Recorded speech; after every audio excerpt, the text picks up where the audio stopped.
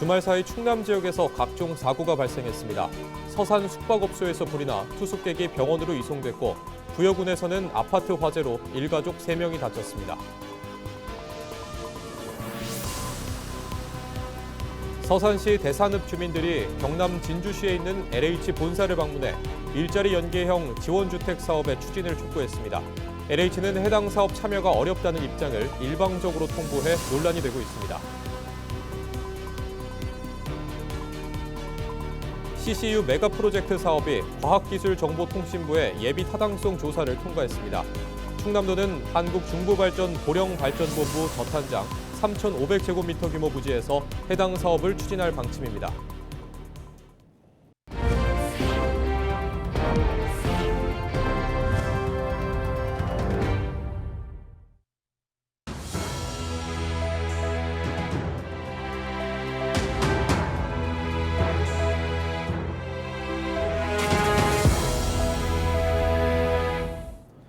시청자 여러분 안녕하십니까? 헬로티비 뉴스입니다. 주말 사이 충남 지역에서 각종 화재와 교통사고가 잇따랐습니다.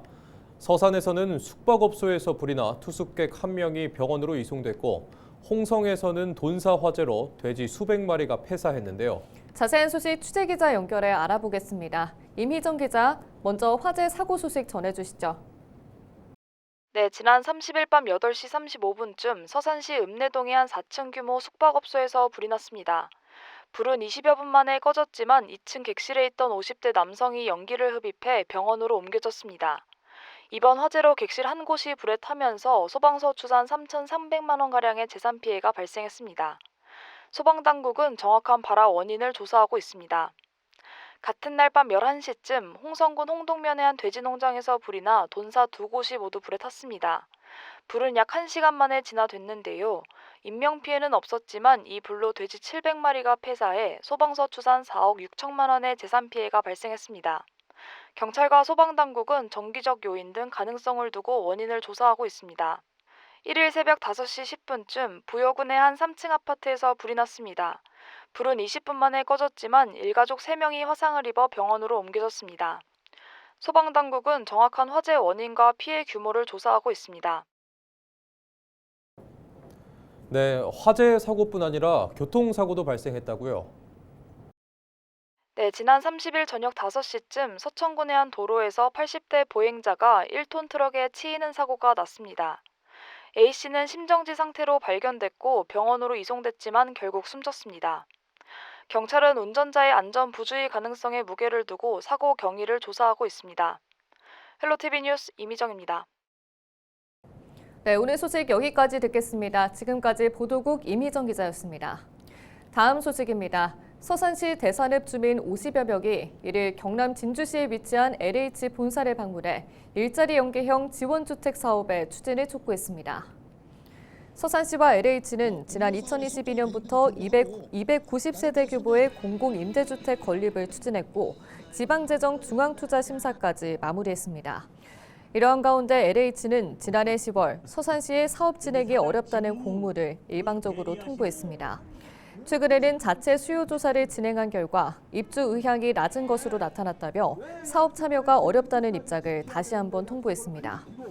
이에 대해 서산시는 LH의 조사에 이번 사업과 관련 없는 사업에 대한 수요도 포함됐다고 전했습니다. 서산시에서 진행한 수요 조사 결과에선 조사 표본 1,000명 중 759명이 입주 의향을 나타낸 것으로 알려졌습니다. 서산시는 대통령 등에게 사업 추진을 촉구하고 중앙부처, LH와 지속적인 소통을 이어갈 방침입니다. 한편 대산읍 주민들은 사업 추진을 촉구하는 현수막을 게시하는 등 LH의 약속 이행을 지속적으로 촉구할 예정입니다. 충남도가 이산화탄소 포집 활용 초대형 사업인 CCU 메가 프로젝트를 본격적으로 추진합니다. 충남도는 1일 기자회견을 열고 CCU 메가 프로젝트 사업이 과학기술정보통신부의 예비타당성 조사를 통과했다고 밝혔습니다. CCU는 발전산업 공정에서 배출된 이산화탄소를 모아 메탄이나 친환경 항공유 등을 생산하는 기술입니다. 충남도는 한국중부발전 보령발전본부 저탄장 3,500제곱미터 규모 부지에서 사업을 추진할 계획입니다. 충남도는 이곳에서 매년 4,000톤가량의 이산화탄소를 700톤 규모의 항공유로 전환할 수 있다고 설명했습니다. 또 내년 상반기 중으로 이산화탄소 직간접 전환 기술을 보유한 LG화학과 사업주간 관련 업무 협약을 맺을 계획입니다.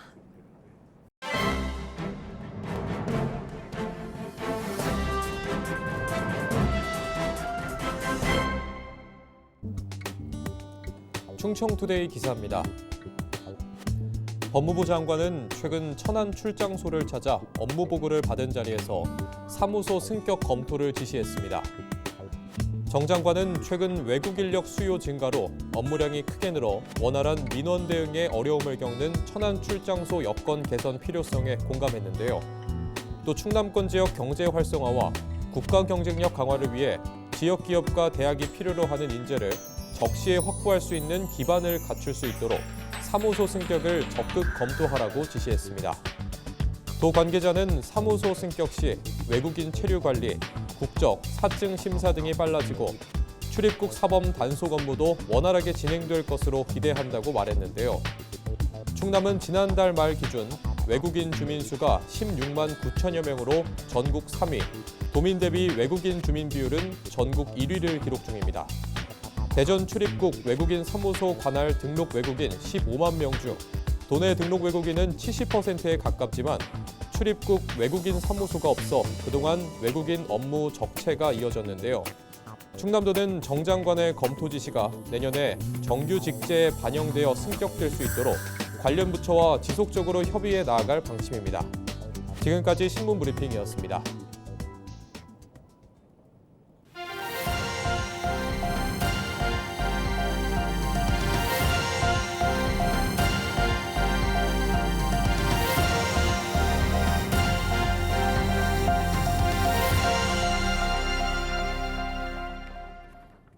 충남도가 이를 도청 남문광장에서 희망 2026 나눔 캠페인 사랑의 온도탑 제막식을 열었습니다.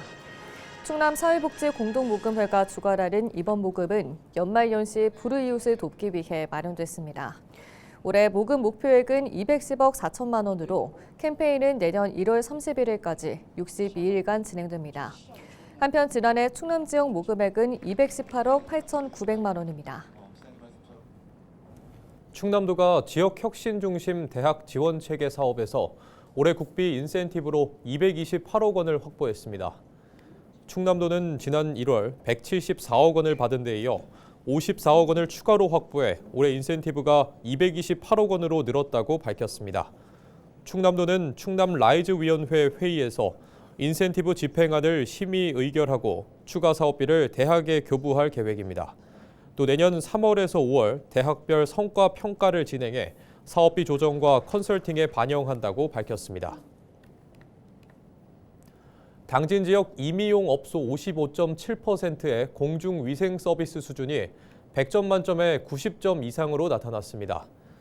당진시는 지난 9월 지역 내 임의용 업소 635곳의 위생관리 상태와 서비스 수준 등을 평가했습니다. 평가 결과 354곳이 90점 이상인 녹색 등급으로 분류됐습니다. 반면 80점 미만인 백색 등급은 85곳으로 전체 업소의 13.4%를 차지했습니다. 당진시는 백색 등급 업소에 대해서는 서비스 수준 향상을 유도할 방침입니다. 한편 녹색 등급 업소는 당진시 누리집에서 확인할 수 있습니다. 충남 내포 농생명 융복합 산업 클러스터가 농림축산식품부의 그린바이오 산업 육성지구로 지정됐습니다. 육성지구로 선정되면 국비 기반 공모사업 참여 자격과 기업 지원사업 가점 등이 부여됩니다. 충남도는 오는 2030년까지 내포 농생명 클러스터 134만 제곱미터 부지에 약 6,800억 원을 투입할 계획입니다. 이를 통한 그린바이오 기업 50개 유치와 1조 원 투자 확보, 수출 30% 확대 등 효과를 기대하고 있습니다. 농어촌의 읍면 지역 주민들이 민생회복 지원금의 사용처가 부족해 다 쓰지 못하는 상황이 벌어졌습니다. 문제를 해결하기 위해 연매출 30억 원 이상인 농협마트에서도 지역 상품권을 쓸 수 있는 법안이 개정되고 있는데 이를 두고 찬반 여론이 부딪히고 있습니다. 보도에 서경 기자입니다. 여수 지역 소상공인과 전통시장 상인들이 생업을 놓고 시의회 앞에 몰려들었습니다. 신정훈 국회 행정안전위원장이 대표 발의한 지역상품권법 개정안 때문입니다. 이 법안이 통과되면 연매출 30억 원 이상인 농협 하나로마트에서도 지역상품권을 쓸 수 있게 되는데 이게 상인들의 생존권을 위협한다는 주장입니다. 상품권의 사용처가 확대되는 만큼 매출 감소로 이어질 거란 겁니다. 현재 이 사안은 지역마다 소상공인 단체와 충돌이 발생하고 있는 정책으로 특정한 하나로마트 이용 확대 개정안은 골목상권 소상공인 마트와 전통시장 상인들에게는 생존권을 위협하는 행위가 될 수 있습니다. 지역상품권 사용처를 둘러싼 주장은 상충되고 있습니다. 여수 같은 시단위와 달리 군 단위 면지역 주민들은 농협을 가맹점에 포함해달라고 요구합니다. 이 지역은 생필품이나 연료, 농업자재를 농협마트나 농협주유소, 농협자재센터에서 구입할 수 있기 때문입니다. 농협이 주요 생활기반시설인 겁니다. 좀 나가면 무안은 또 지역이 틀리고 목포도 틀리고 그러니까 생활권에서 쓰기에는 농협밖에 없는데 처음에는 거기서 안 받으니까 크게 뭐 국가대학 군대 나가봐야 식사하는 곳밖에 사용할 데가 없었죠. 지역사랑 상품권 이용 활성화에 관한 법률 일부 개정 법률안을 대표 발의한 신정훈 국회의원은 해당 법안은 면지역 주민을 위한 것이라고 강조했습니다. 전국 행정리 37,563곳 중 73.5%의 식료품점이 없고 전남은 83.3%가 식료품점이 없는 상황이라고 지적했습니다. 내년 정부가 1조 1,500억 원 규모의 지역상품권을 확대 발행할 계획을 가지고 있어 나날이 상품권 규모는 늘어가는데 사용처는 제한돼 있다고 설명했습니다. 면지역 주민들은 상품권을 농협마트에서 쓸 수 없으면 결국 돈이 아니라 종이 쪼가리와 다를 게 없다는 입장입니다. 그 농어촌 지역의 주민들의 지역사랑 상품권 이용을 활성화하기 위해서 불가피한 조치라는 것들을 그리고 소상공인들에게 그렇게 큰 피해가 없는 그런 범위 내에서의 어떤 그 가맹점을 확대하자 하는 주장이기 때문에 이에 대한 정확한 이해가 있었으면 좋겠다 이렇게 생각합니다. 상인 보호와 농촌 지역 편익 확대라는 두 가지 목표를 어떻게 조율할지 앞으로의 논의가 주목됩니다. 헬로티비 뉴스 서경입니다. 충남도가 1일 홍성 고암 역제지방도 609호선 신설 구간을 개통했습니다. 이번 구간은 홍동면에서 홍성역까지 1.24km를 잇는 4차로 도로로 장항선 복선화로 생긴 폐철도 부지를 활용해 조성됐습니다. 이번에 신설된 도로는 국도 21호, 29호와도 연계돼 예산과 청양 등 인근 지역 이동 동선도 개선될 전망입니다. 충남도는 이번 개통으로 우회거리 단축과 교통량 분산 효과 등을 기대하고 있습니다. 또 교통 소외 지역의 접근성을 높이는 지방도 확충 사업을 지속 추진하겠다고 밝혔습니다. 서산시가 오는 15일까지 동부 전통시장 빈 점포 입점자를 공개 모집합니다. 이번에 모집하는 전통시장 내 빈 점포 수는 26개입니다. 신청 가능 대상자는 본인이 직접 점포를 운영할 수 있고 서산시에 주민등록 전입 후 1년 이상이 지난 시민입니다. 이 중 쌈지공원 인근 11개 점포는 청년몰로 조성돼 19세부터 39세까지만 신청할 수 있습니다. 또 사무실과 교습소, 유흥업소와 배달업종은 입점이 제한됩니다. 충남도가 수능이 끝난 고등학교 3학년 학생을 대상으로 예비 청년이 꼭 알아야 할 정책 설명회를 운영합니다. 이번 설명회는 충남도와 충남교육청이 연계해 추진하며 청년 월세 지원과 생활공구 대여 서비스 등 핵심 청년 정책을 소개할 예정입니다. 또 사회 초년생을 위한 부동산 기초교육과 금융사기 예방 교육도 병행할 방침입니다. 설명회는 일선 학교의 고등학교 졸업식 일정 전까지 진행되며 참여를 희망하는 학교는 충청남도 청년센터로 신청하면 됩니다.